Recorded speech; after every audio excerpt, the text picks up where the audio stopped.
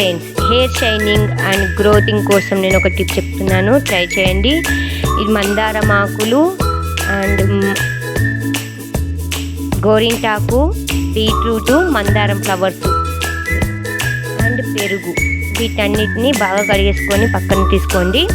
వీటిని గ్రైండ్ చేసుకోవాలండి. మందారం ఆకులు, గోరింటాకు, బీట్రూట్ ముక్కల్ని కట్ చేసేసుకొని అందులో వేసుకోండి. దాంతోపాటు మీకు కావాల్సినంత పెరుగు వేసుకోండి, గ్రైండ్ బాగా అవ్వడం కోసం పేస్ట్ లాగా.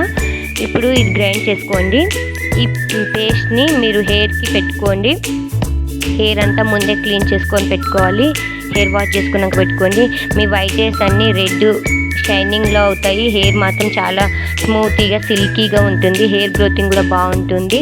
ఇలా ట్రై చేయండి. మీరు ట్రై చేసి ఒకసారి కామెంట్లో కూడా చెప్పండి ఎలా ఉందనేది. ఈ టిప్ చాలా బాగా పనిచేస్తుంది. 1 మంత్కి ఒకసారి ఇలా యూజ్ చేయండి. మీ హెయిర్ అనేది బాగుంటుంది. ప్లీజ్ లైక్ చేయండి, సబ్స్క్రైబ్ చేయండి ఫ్రెండ్స్. కామెంట్ కూడా చేయండి.